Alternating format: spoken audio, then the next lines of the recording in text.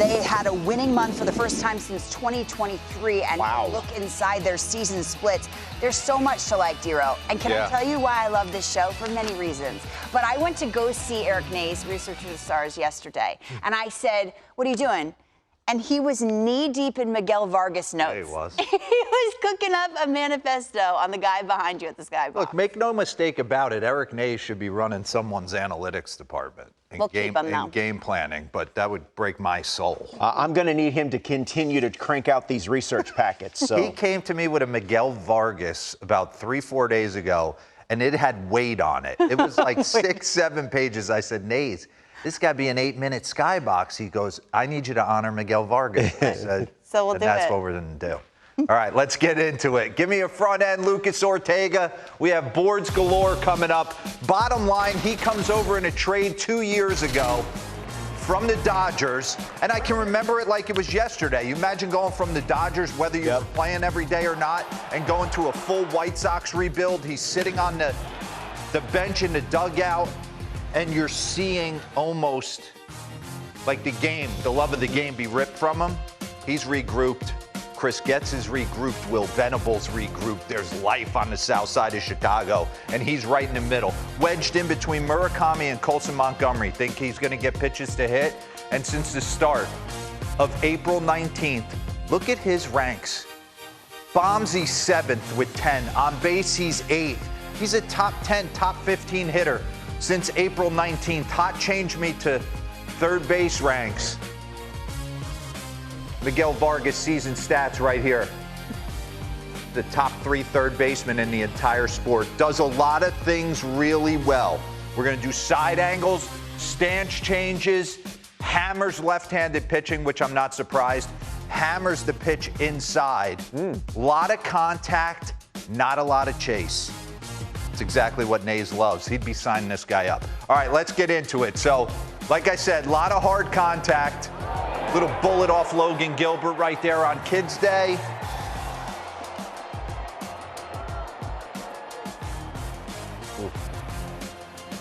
Little Jamison Tyone, heater, 94, top of the zone. So a lot of barrels and not a lot of chasing outside the zone. I'm going to walk you through after we get through a rip right here. Yesterday, he goes 0 for 3. But works a walk to get the boys started. The rally starts here off Simeon Woods Richardson, and you think nothing of it. 0-0 curveball, strike 1. He goes down 2-0. There's 2 outs, and he works it all the way back to a walk. Tough pitch to take right there. Walks to first base. Boom, I'm stealing second with Colson Montgomery up, putting myself in scoring position, bottom of the first. Next thing you know, ground ball with eyes, and it's 1-0. I'll take you back to Jose Soriano. One at bat leads to the next. This is a guy that controls the strike zone. We all know how good Soriano's been. Look at those 2 paint pellets at 97 and 99, and now he goes to work. Gets back in the count 2-2. 3-2, can you execute? Fouls it off and is able to work the walk. One at bat leads to the next. Now I've seen your heater. There it is again, 95, 4-seam away. 96, 4-seam away. Give it to me. Boom, bullet. Take a look at these 2 boards. The chase rate and the barrel rate. Look at Miguel Vargas. Barrels it up 88th percentile, and look at the chase. One of the best in the game. Mike Trout, Torkelson, Nick Kurtz, James Wood, Murakami, and Juan Soto. I want to talk about him hammering the inside stuff, okay? Let's get into it. Mason Fluharty, because this is opened up for him, and we'll get into a side angle.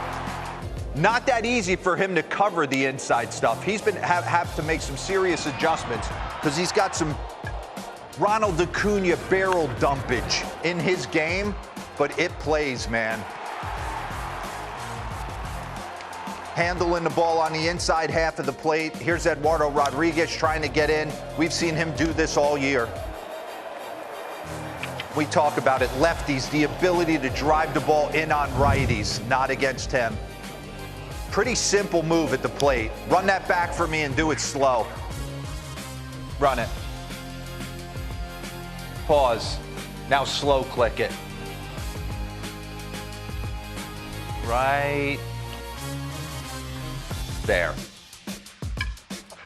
When we were coming up, that move right there, and we'll have Albert Pujols come down, we were thinking top hand, down and through the baseball. Now, looking at it and staying behind it, you're seeing a lot of guys almost give this small C to drop this elbow into the slot and keep them behind. Just a little bit of different thinking. We thought more top hand. He definitely thinks a little bit more bottom hand in this swing. Gracious. Gorgeous swing right there. Slug percentage leaders on inside pitches. Ben Rice is at the top, but Miguel Vargas is in there as well. How about bat speed increase? Largest increase in bat speed last 2 seasons among qualifiers. Cam Smith, Matt McClain. What does that come from? Just when you lunge, your bat speed's going to be a little lighter. So it's just getting your body to move biomechanically the proper way is going to create more bat speed. But usually staying behind it and being more explosive instead of jumping at the baseball will certainly help you. All right, let's get back into see if he's made any stance changes. So when he first came over after the trade, you see him much wider. Also has moved his hands up, which kind of unlocked him. He said that right around this April-ish when he raised his hands up of last year and got rolling. So run this. Just more athletic in his stance, kind of giving me Evan Longoria vibes. They're even higher now, dude. Yeah, way higher now. Wow. And it's safe to say,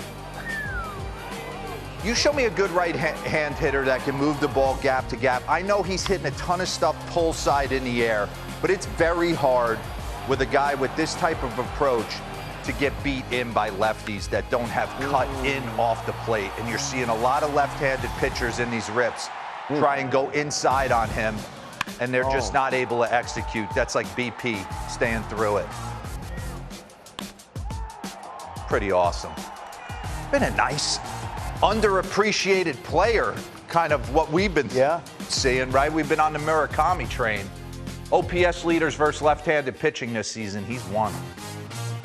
What jumped out at me is Corbin Carroll's a lefty. He's 2, but and he's good. Nays is saying he's good protection for those lefty pitchers for Murakami. I love watching stance changes that are that significant, just constantly working and tinkering. We're gonna have Xavier Edwards come in with Otto Lopez later. He's changed some stuff. We'll ask him about it. He's also a big Minnesota Vikings fan. Vargas? Yeah, Miguel Vargas. Also, we should... What, DeRosa's not approving of that? Well, they got to make a decision at quarterback. Well, when the 2 questions are J.J. McCarthy or Kyler Murray... Yeah, you're in trouble.